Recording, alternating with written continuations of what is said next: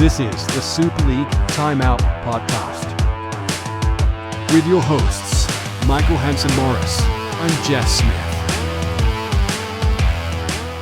Hello and welcome to a new look Super League preview ahead of the 2025-2026 Volleyball England series. This is the TIMEOUT podcast. This is definitely not Luke Wiltshire, but it is myself, Michael Hanson Morris, the lead commentator for Volleyball England, and delighted to be joined for this year by a fellow commentator and also a volleyball player and also an Excel spreadsheet specialist, Jess Smith. Jess, welcome to the podcast. Hello, very excited to be here. Glad you called out my most valuable skill, which is Excel spreadsheet specialist. So, yes. You never know when it comes in handy on opening weekend. Yeah, got to keep track of all those stats, right?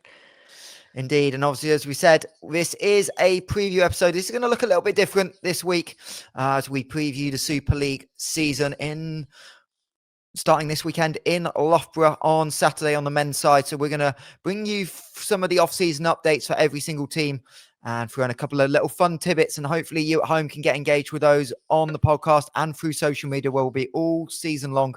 So Jess, before we move forward, you might as well look back. Obviously, dramatic end to last season, relegation race. Everyone was trying to stay in the Super League. We had dramatic scenes at Final Fours and obviously a cup final that went the distance. So just your reflections on the men's Super League season last year. Yeah, it was a great season last season. Lots of big battles, lots of little battles. Of course, the relegation battle of it in and of itself, with Richmond pulling things off right at the last minute, and we'll talk about them here shortly. But Final Fours and Cup final weekends, some insane matchups. And you mentioned already the men's Cup final going the distance, 5 sets into extra time as well. Yeah, so excited to see something even half as good this season. I'm sure it'll be even better than that somehow. Yeah, and obviously the big change for the Super League this season, 8 teams, not 10. Bottom team is going down, and then 6v7 will play in a relegation playoff, a one-game decider, and we'll have 2 teams come up from Division 1. So plenty of drama, plenty of action on deck. And Jess, will start with the newly promoted team into the Super League, back to where they used to be. Leeds Gores promoted last season, really consistent season in Division 1. And they're going to have a big season ahead if they're going to fight to stay up. But to do that, they've brought back a big core of last year's roster, and that's a really key starting point for Leeds Gores. Yes, definitely. I mean, they've got Marangwa, their opposite, Gaston Hudson on the setting position, so big playmaker there. And then, of course, they've got Oratoye on the outside, so really good spine to their squad to start them out this season. Gives them a really good base to build off of, and potentially a little bit of an advantage over other teams that have mostly new players in, because they don't have to start over with the whole team bonding and trusting each other on the court and all of that jazz. Indeed, and they have said to us ahead of opening weekend, they've had 7 or 8 weeks of training, so it's kind of started late in August, so that's given really some time to get used to it. I know Leeds have played a lot of preseason games as well, so that'll be really important. As you said, Jess, some of the key signings there. They are losing a couple of big pieces, though. Nathan Hampshire's gone off to university. He's going to study with Sam Shenton up in Newcastle. Dan Thompson also out of the lineup, but the big one for Leeds, losing George Fraser, who's got a pro contract out in Denmark in Odense. So some holes to fill, but yes, they filled them really well. Miguel Dako, the Stockport setter, is going to come in and battle with Zach Gaston Hudson for the setting duties. 53 sets last year for Stockport. But the big one really, Jess, Hayden Lawson into the Leeds Gores lineup, and that's going to be a real stability point that they can rely on and really take away some of the pressure from Nelson in the opposite position. Yeah, definitely. I mean, having a couple of players that have an extensive amount of experience, especially in such a young squad overall, they'll just bring in that little bit of stability, help with the overall team mindset, and keep the young players up and looking positive even when things aren't quite going their way. And indeed, and that team last year did get a tiny little bit of Super League experience last year, played Newcastle Knights in the National Cup, and they took Newcastle on home court to 5 sets. And catching up with Pete Mikowski, the head coach ahead of the season, he talked about their game a little bit, and he felt they did a really good job from a tech-tack point of view, managed to isolate some blockers and get some one-on-one situations. But where they really struggled is that physicality and stamina, with some younger players developing through that court. Jess, for Leeds, that's going to be really important this year. Do they find ways to close out sets, but also really put in a lot of work behind the scenes to kind of survive physicality and stamina that you need to win games in the Dynamic Men's Super League. Yeah, I mean, you mentioned already that they started, 7, 8 weeks ago, so they've had an extensive amount of training already. So that mixed with the fact that they do have the young players that maybe don't have the stamina that somebody that's 25, 26 might have. Um, but they do bounce back quicker, so we might see them go off early on in the match and then come back in sets 4 or 5. So we'll just have to see exactly how that plays out. And obviously for Leeds, first year back up in the Super League, biggest thing of all is how do you stay in Super League? So what's kind of your view on that roster and what potentially could be a strength or weakness of this Leeds team this year that they need to really work around to keep their place? Yeah, so being a libero myself, I'm a strong believer in service reception, and Pete Mikowski has mentioned this in his preseason interview as well. He thinks he has the best 2 liberos in the league. So if they can keep up with that, if they have that service reception in a league that has an incredible amount of service pressure, they're setting themselves up really well for the season. Yeah, it'll be very interesting. It's a big statement, but statements we love on the Timeout podcast. I'm sure that will get plenty of people talking. We'll get to see them in a big opening weekend matchup. We will preview the matchups later on at the end of the episode as well. But Jess, obviously, one team that are more than delighted to be back in the Super League came through the playoff at the end of the season to stay in the Super League, and that is Richmond Docklands. And not the easiest offseason necessarily for Richmond, Jess. Not a team we know a lot about, but the one thing we do know is they've had a head coaching change as well.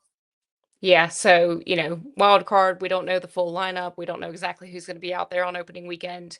New coach means new strategy, new ways of playing, new levels of aggression or defensive focus. So, really interested to see what happens with Richmond this season. And I think opening weekend is going to be them setting out their stall for what style of play they want to have this season, because I know that they don't want to be back in that relegation space.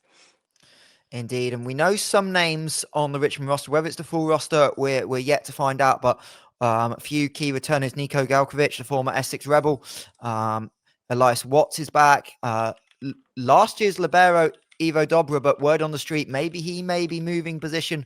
We'll see how that shapes up on opening weekend. And of course, Abdi Malik Shakuri, Jess, Abdi Malik really growing, another youngster, getting more experience in the university system as well, but had a big season last year. Passed at a 2.25, had 75 kills on the season, hitting about a 170. And he's definitely going to be someone they kind of rely on to grow through and keep his development going, as Richmond do similar to Leeds with that junior development program. Yeah, we definitely see a lot of juniors in their space, and they don't always use them in all of their Super League matches, but you usually see them on the bench, and they might make an appearance here and there. So yeah, huge development program, and they do a good job of trying to develop those players in a controlled way. They mix them up with more experienced players, and we tend to see that in the way that they are quite stable throughout the season.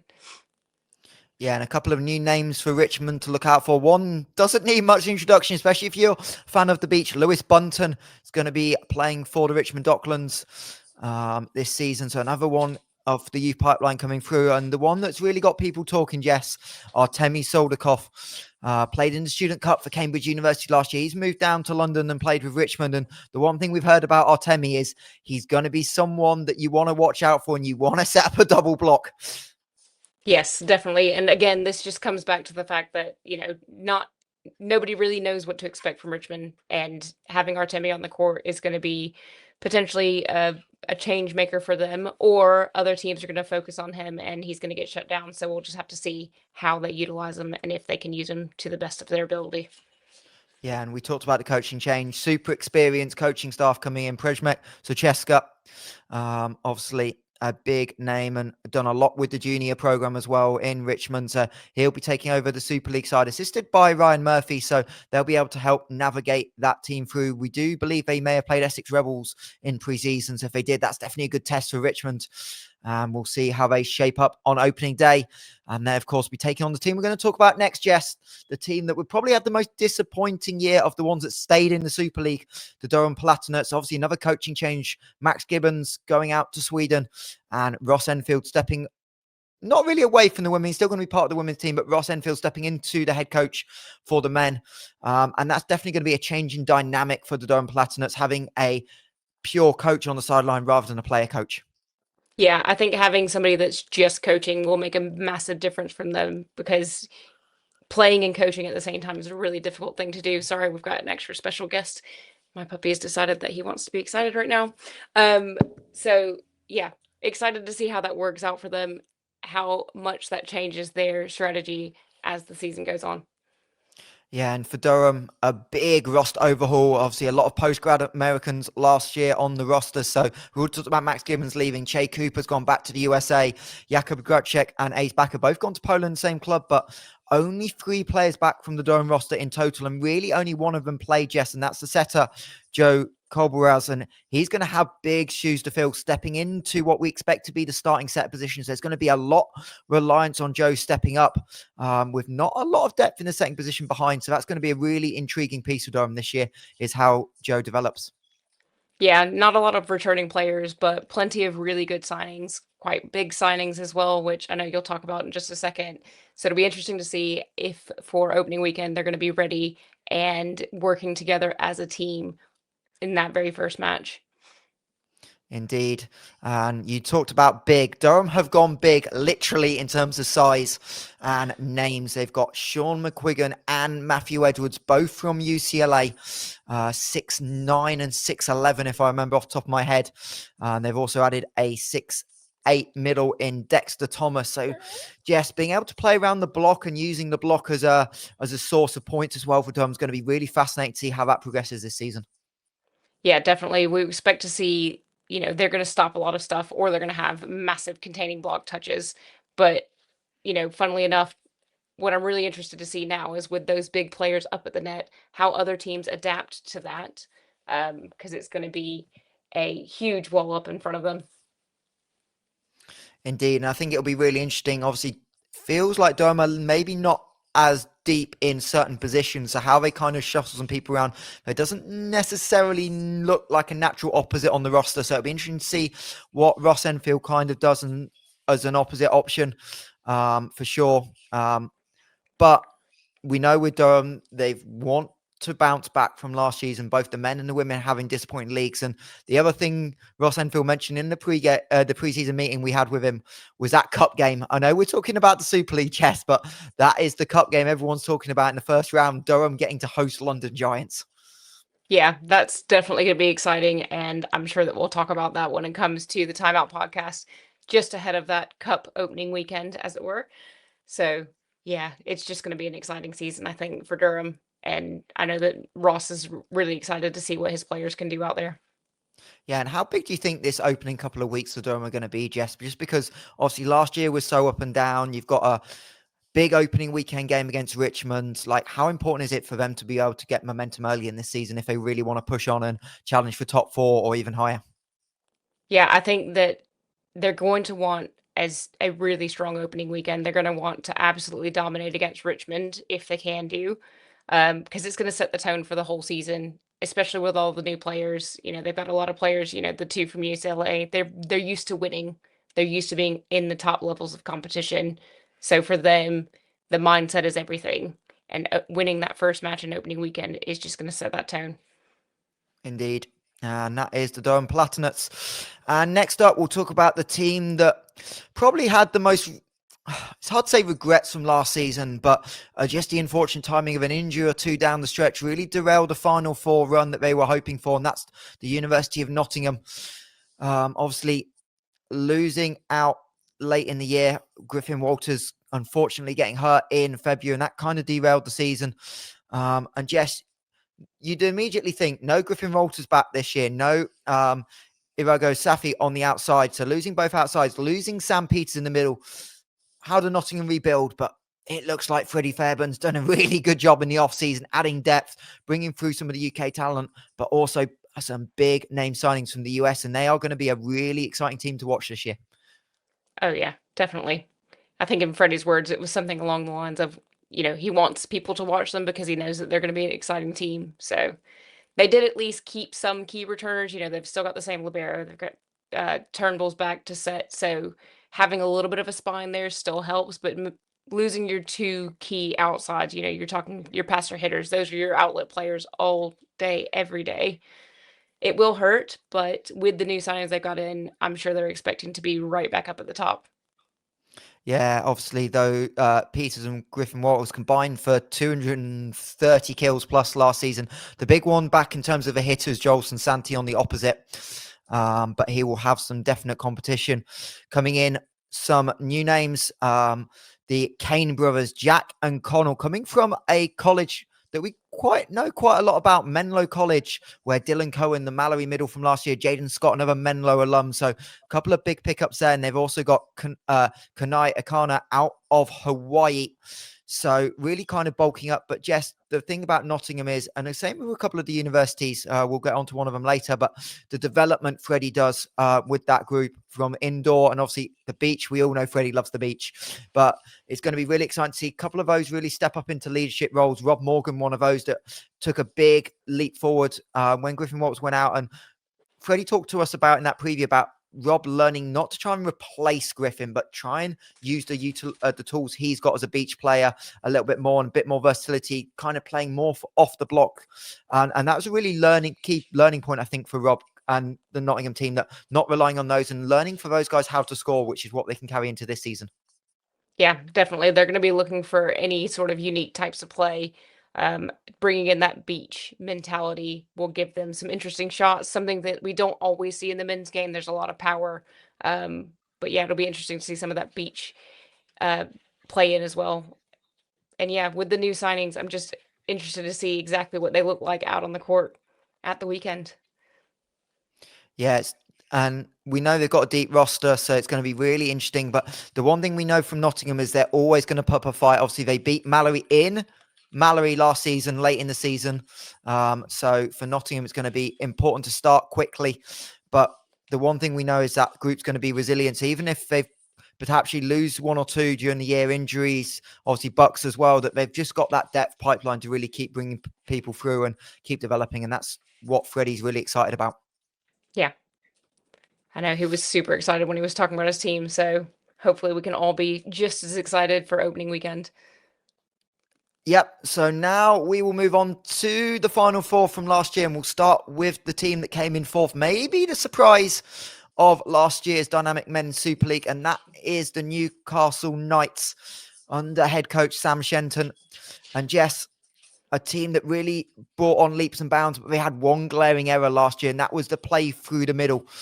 And that's definitely an area Sam Shenton's talked about last season of wanting to kind of build upon, and he's definitely made a couple of key additions in that middle department in the summer. Yeah, middles are going to be key this season, especially with some of the big blocks that we've seen that the other teams have. It played a huge part in last season. There were a lot of teams that relied on their outsides, but we saw them get beat by teams that were so solid through the middle. I mean, Giants were really good through the middle. Rebels were really good through the middle last season. So if they can bring that element in, they can, potentially get themselves back into the Final Four this season. Yeah, and I'm sure that's going to be the aim for the Newcastle Knights. And some key returners, Jess, as we said, this group have managed to keep a big spine of this team together. Kelechi Bell on the opposite was definitely pushing up to be the best opposite hitter in the league last season. They've kept Ollie Tuck and James Ledbury on the outside. And the one that they probably weren't banking on returning is the dynamic setter, Neil Ray. And Neil's going to be a big key piece, Jess, because he really was able to diversify that offense late in the season last year. He was, but they've also signed a new setter as well from the US. So they've got 2 Americans in. They should have similar styles, but that should give them plenty of options. Maybe they do a double sub partway through a match or a set, sorry. And yeah, they should have more versatility this season, but it's nice as well to see that Ledbury and Tuck are back. That gives them that really good passing unit as we head into the season. And I'm excited to see Kelechi Bell back on the opposite because he was really enjoyable to watch. He has such an interesting way of approaching the ball, and he's fantastic at putting it down. Indeed, and talking with Sam Shen, he talked about that competitive training environment. Obviously, it's a really unique system up in Newcastle on the men's side, that they have people that go to Northumbria University, people that go to Newcastle University, and they combine together, but they also get to play each other in Bucks. So that's always a really good dynamic. But that team is, the one thing we know is they've got some talkers on that team, and the encouragement and the effort they put in is one thing, but actually that competitive environment that they're going to let you know if you make a mistake. And we've seen sometimes that be a big advantage, especially with the travel in the North East. And Newcastle's becoming one of the hardest places to play in the Super League. Yeah, definitely. So they just want to get into the people's heads. I mean, part of that is going to be some of the Americans that have come in because it's a cultural thing that they do quite a lot. But I'm interested to see how they start the season out. They started out a little bit rough at the beginning of last season. They had a lot of errors, but because they've got so many returning players this season, they're in a good position to start out strong, just the way they finished last year. So we'll see how they get on at opening weekend. Yeah, and I think the interesting quote from Sam Shenton when he was talking to us in the build-up was, it last year, albeit we've only lost 4 games, last year you kind of could take that big picture approach. It felt like a marathon. He's described this season as a sprint. I think that's partly due to the depth in the Super League, but and not a lot of room for error. So it's going to be really interesting to see how they start. So they've got a big game to start. We'll talk about that later, but that's going to be really important, is how quickly teams can get going because of that depth. And Newcastle, as you said, don't have the time that they maybe had last season to kind of develop some of the younger players in National League, and they're really going to rely on that buck setup to try and just get some of those court time and get them up to speed with the system. Yeah. So moving nicely on to the team they'll play, and the team that were definitely disappointed last season. They got so close on so many occasions to winning a piece of silverware, but couldn't quite close it out. And that is the Mallerie Eagles. 7 returners for Mallerie, including a couple of big ones. Nathan Fullerton, the ever reliable's back. Joel Martinez in the setter position.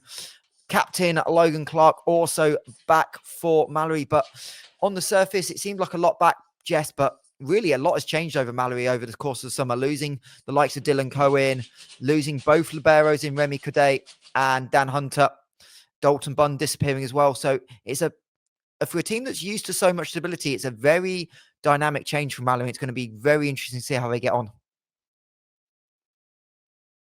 Yeah, plenty of changes going on. There's, some key players, especially through the middle with Dylan Cohen leaving. But yeah, it's, they've made some good signings this season. It'll be interesting to see, Jordan Dalrymple might play a larger part this year than he did last year. He made a lot of substitution appearances last year.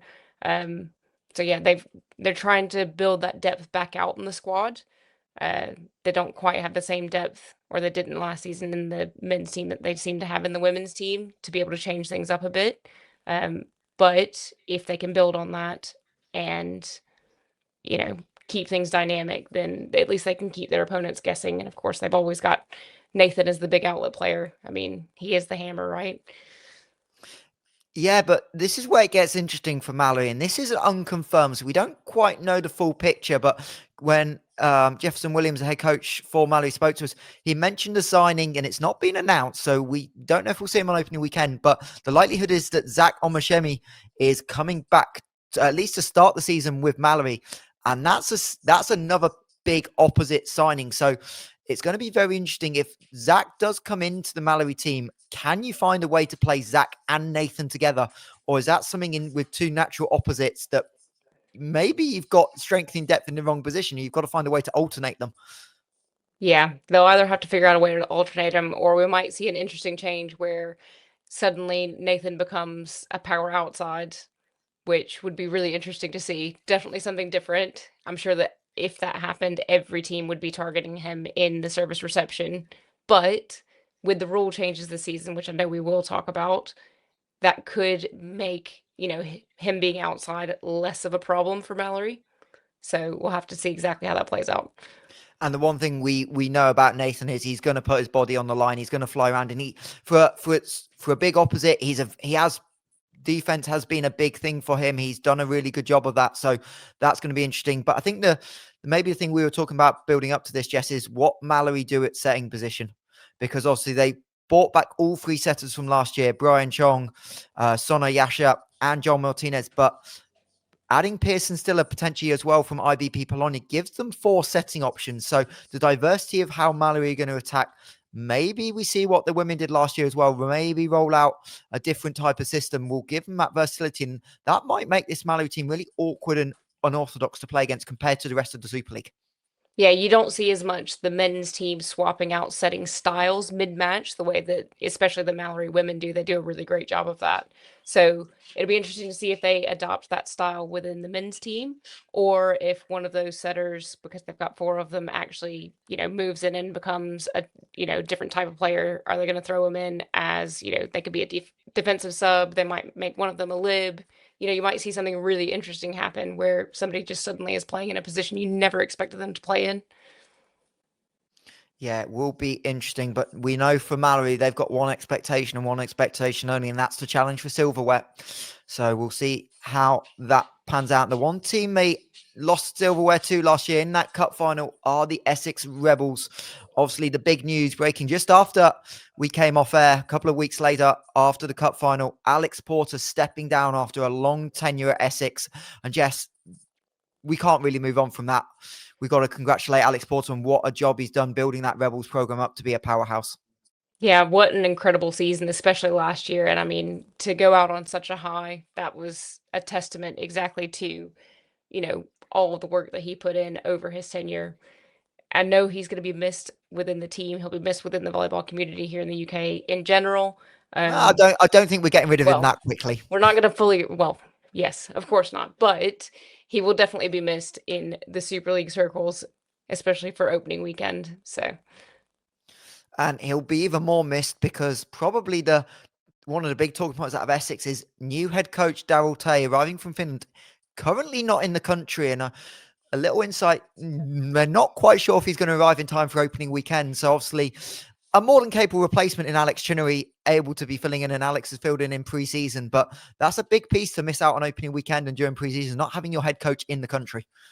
yeah, it's going to make a huge difference to them because, it might change exactly what they were planning to do. Coach might have had a specific strategy he wanted to work on the guys with in the preseason, and they've now not had a chance to do that. So, are they going to be playing in a style that Alex Chinnery wants them to play in, or are they playing to the style that the new coach wants and Chinners has just been filling in? Well, I can tell you that because we caught up with Chinners last week to talk about it, and they've been running system. Daryl's been able to watch some of practice. There've been constant communication between the coaches, and I kind of asked him about what he expects Daryl to bring because obviously Alex was part of that recruitment process, and the summary was new ideas, and it's going to be quite spectacular to watch. It might not always come off. It may take some time, but we're going to play with risk. We're going to play with creativity. And that's going to be very interesting for Essex because they've got a couple of really key, consistent returners in the outside position, Jacob Kern and Tom Shatterman. And they both had success last year. We don't need to talk more about Jacob Kern. What he did in that cup final down the stretch was incredible. But to really take a risk in changing style when you've got two consistent hitters in Tom and Jacob on the outside is a bold move. But it's what you expect from a new head coach when you've got ideas. You want him to put his style on the team. Yeah, it's kind of a go big or go home mentality. You've got fewer matches this season. There's only 8 teams in the Super League. So you don't really have time to get it wrong. So if it doesn't come off the way that he's expecting it to, we might see something disastrous happen to Essex. They might not make Final Four, something might happen along those lines. I'm sure that they would be massively disappointed with that. But they can't change the culture and develop a new style if they don't put the work in and at least try it. Indeed. And obviously the other big late addition and someone that was announced as departing but is returning back, Ewan Fraser, obviously played in the opposite role last season for Essex. Obviously set the year before that. So how he's utilised will be very interesting. But the big thing for Essex is they've not gone post-grad heavy with the men this year. Only really Raphael Rains, the Canadian middles, coming in as a post-grad. So what they're relying on is the development through Bucks last season. And some of that development so Oscar Curzon Hall, Ben Butler, we believe, is going to replace Lefty in the libero position. Nathan Hall is going to have a lot of time and opportunity to win that setting job as well. So it's going to be really interesting to see how some of those players who played in Bucks last year, Jess, can develop into consistent Super League players. Yeah, it's good because it gives them a little bit more of a base than they might have done otherwise. Yes, they don't have all the same players that played Super League last season, but they do have players that are familiar with the squad and the structure and how things work. So, it will help them from feeling too disrupted in the start of the season. And indeed, Rebels will try and have success once again, bringing home that National Cup last season.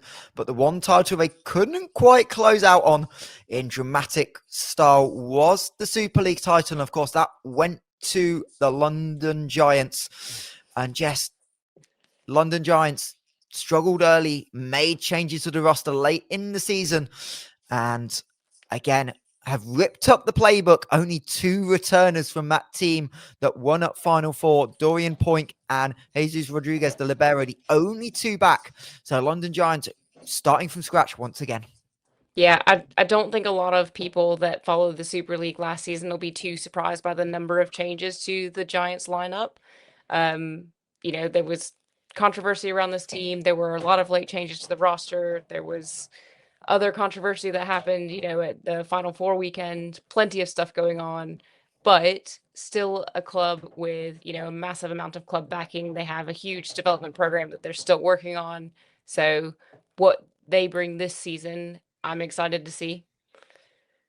Yeah, and I think the talk early in the summer, kind of chatting to people, even at the Nevada Beach, and kind of just having a chat, was initially everyone was like, London Giants are going to be really, really strong. But when you break down this roster, Jess, they've done a really nice job of balancing it. They've got some Super League experience, especially coming from players at IBB Bologna.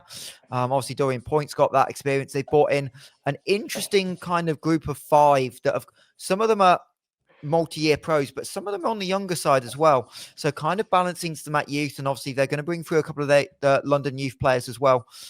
So they've really tried to balance the roster with some youth and experience, and it's a really interesting approach to see how that kind of blends together. Yeah, and the head coach Mao Stoev at the preseason meeting as well was talking specifically about they want to grow the club and they want to grow the development opportunities within the club. So, and you can see that reflected in their roster that they've got for the season. They definitely want to provide some stability with those pro players, with the returning Super League players, and as you mentioned, plenty of players over from Polonia. But having that juniors mix in there gives them, new options. Younger players have a lot of new style of play that, some of the older guys won't necessarily know what to do with. So it gives them plenty of options to change things up in a way that other teams might not be expecting. Indeed, and obviously, as you said, caught up with Michal Stove in the kind of preseason. He said it was, if anything, this year's more exciting. Sometimes you can kind of feel like you've got a target on your back, but with so many roster changes, kind of a fresh approach there. He's really looking forward to this season and kind of being nil and nil on the record and going out and earning everything. And that's a really good quality for London Giants to be able to have, is they don't feel necessarily that pressure from last year. Yeah. And, it's a good thing not to feel that pressure. And I guess that is the nice thing about having such high turnover in the squad, is they don't have the same guys coming back and saying, okay, well, we did it last season. We need to do it again.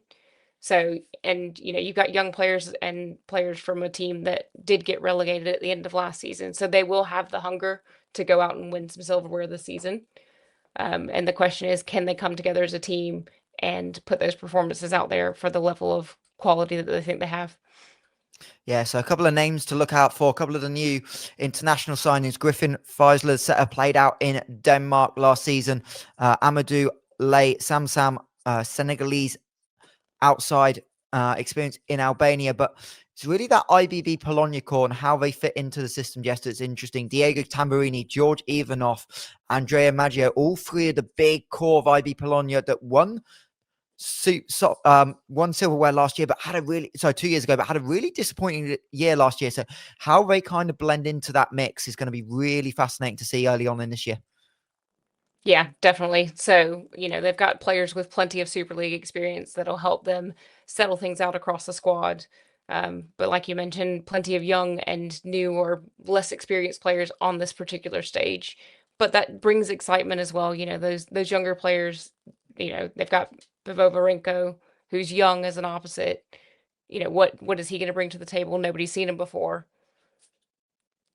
Yeah, and that will be fascinating. Obviously, Pavorenko, you said, just 21 years old, and it's the one position that on paper doesn't look like Giants have got a lot of depth. Potentially, you can move one of those outsides or maybe a middle out to the opposite position. But it'll be really interesting if Pavorenko struggles at just 21 and trying to get some of that pro experience under his belt, where Giants go. But obviously, they're going to be right up in there in the mix, Jess. We expect no less from the defending champions.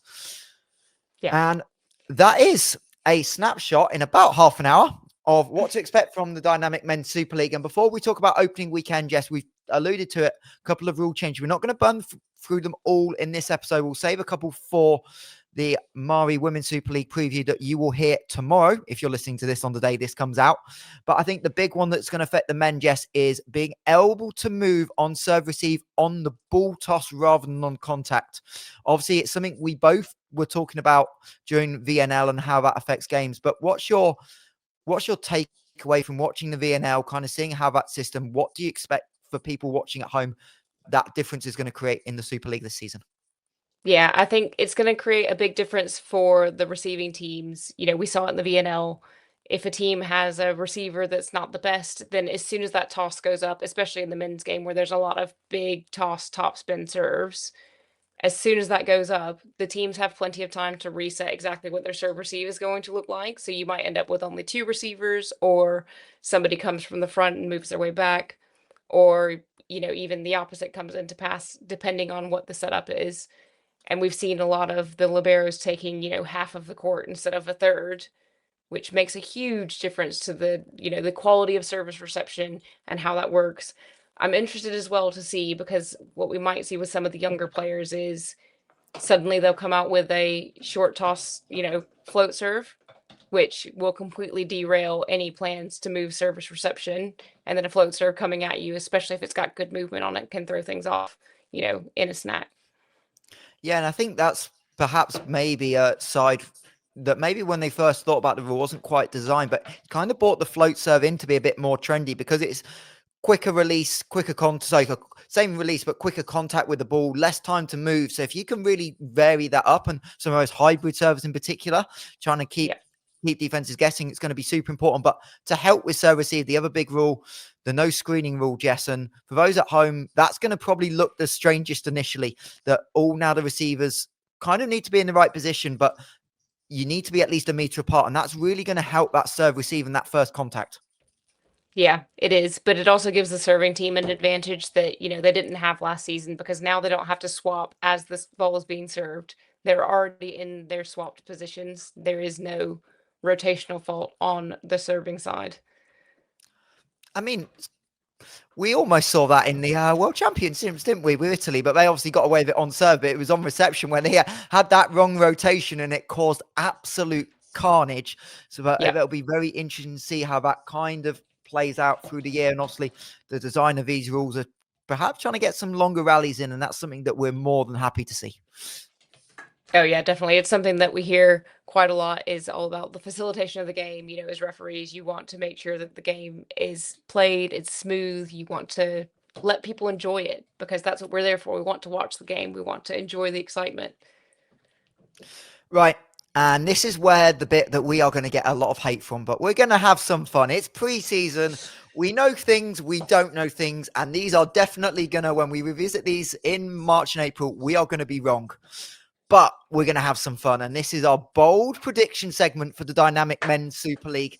And this is something that we're going to throw out there. It may be right, it may be wrong. But the one thing is, it's probably not something you're going to expect either of us to say. So, Jess, I'll let you go first. What is your prediction that is bold for the Dynamic Men's Super League this year?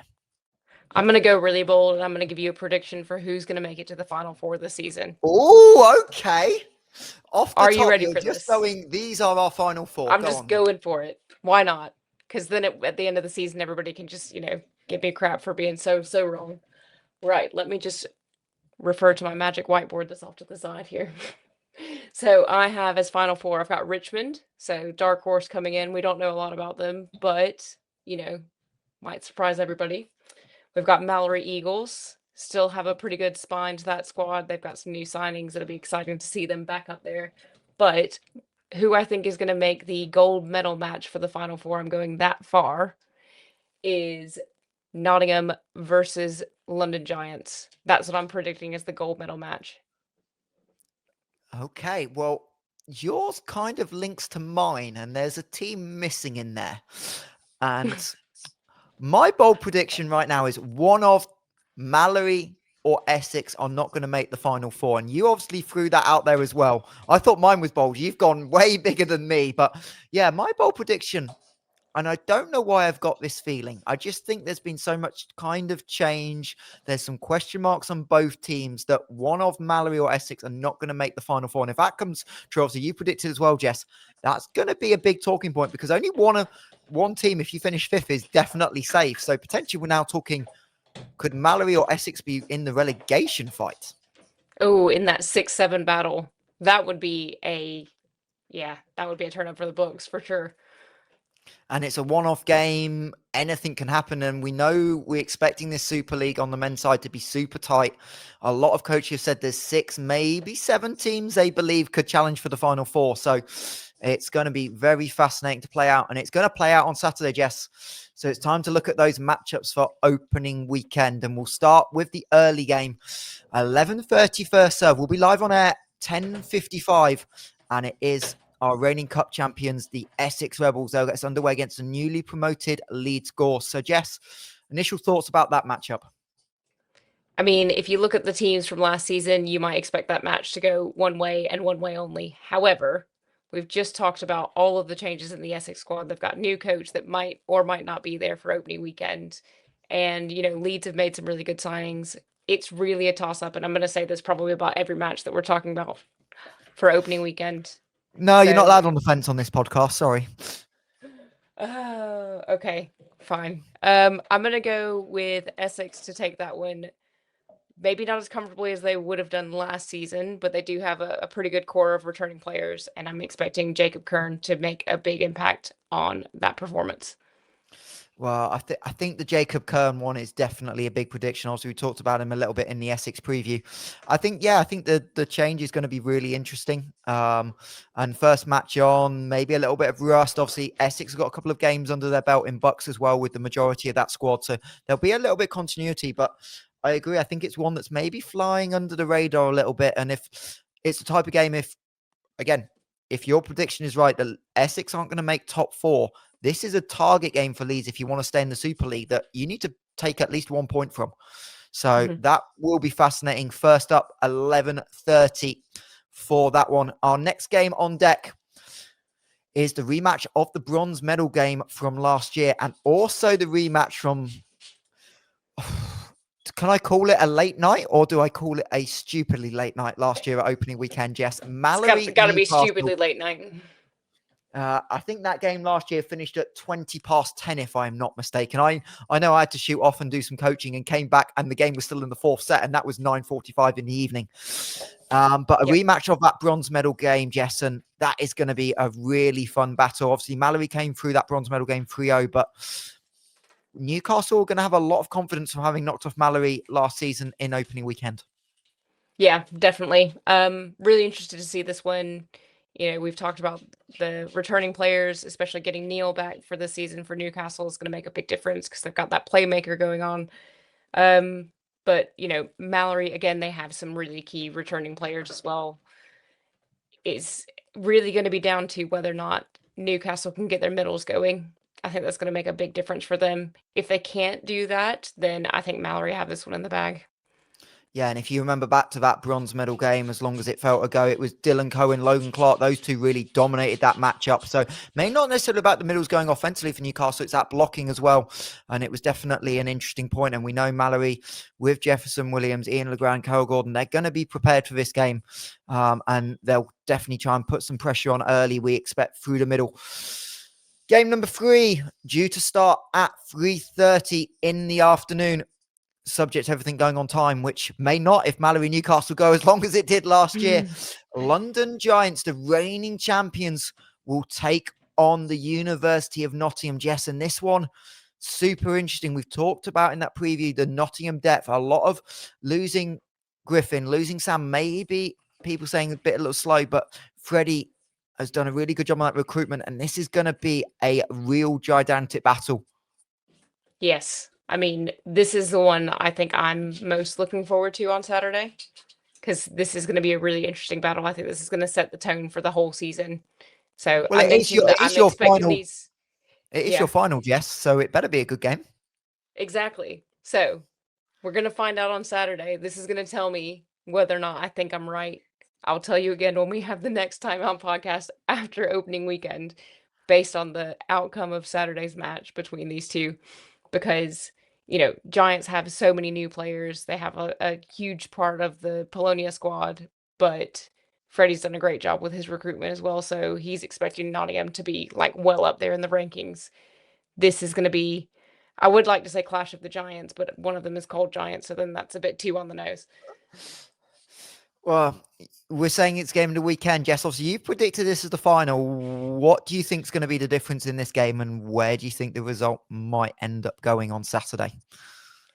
I think we're going to have to see what Giants do with the massive blocking force that Nottingham is going to bring. They have so many huge players, but Giants have a ridiculous amount of experience on their roster. So will experience win out over straight up physicality? And I think that's ultimately going to be the question. And I don't know the answer. There we go. So game number 3, Giants, Nottingham. And obviously we know London Giants travel well with a crowd, but obviously this is also just around the corner from Nottingham. I don't believe the women are playing, so there may very well be a very strong Nottingham support in Sir David Wallace Sports Hall as they try and pull off a big opening weekend victory. And then last, but very much not by least, the nightcap, or late afternoon cap, one advantage of less games. Durham Richmond will close out Saturday at 5:30 first serve. And yes, this is two teams that played each other at the back end of last season. It was a big result for Durham just to get the point they needed to guarantee safety. But if Durham want a strong start back to the Final Four, this is a very important game for them to start off quickly. Yeah, I'm very much expecting Durham to come out of the gates on this one racing as hard as they possibly can. This is where they're going to want to set out that tone. They're going to want to set out their stake and their stall on what they want to accomplish this season. And part of that is going to be, they're going to be aiming for a 3-0 sweep against Richmond here. They're going to want this to be a short match. Now, we mentioned previously, we don't know a whole lot about Richmond and what exactly to expect, especially with the new coach coming in. So we might see them come out and surprise us.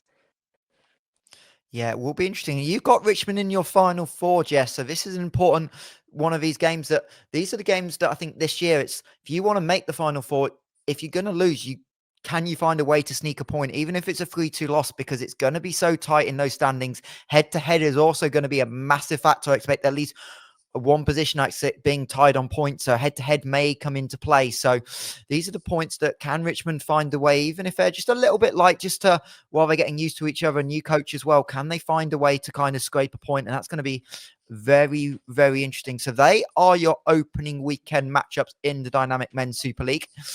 And again, those of you, hopefully that you can join us in person at the David Wallace Sports Hall from 11:30. If not, we'll be live on the Volleyball England YouTube channel. Every game streamed from opening weekend, live and in person, pre-game at least 20 minutes before every game. I won't give too much away about what we're planning on broadcast, but we'll have some new insights throughout the year as well this year.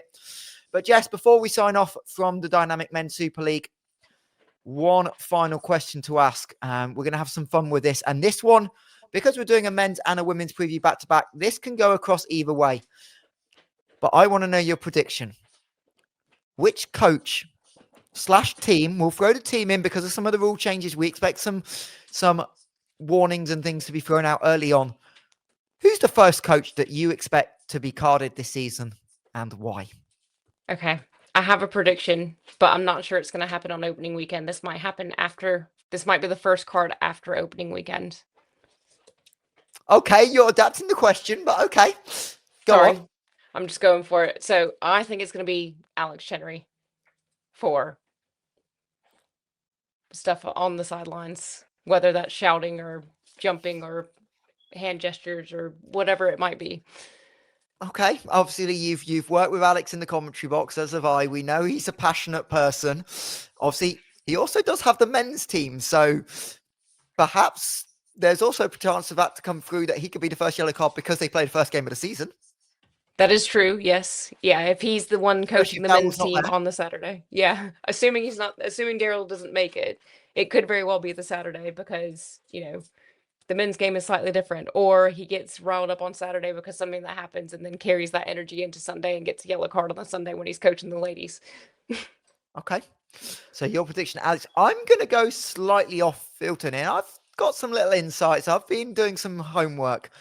I'm going to throw out Ross Enfield as the first yellow card, but it's not Ross that's really going to earn it. It's going to be the players.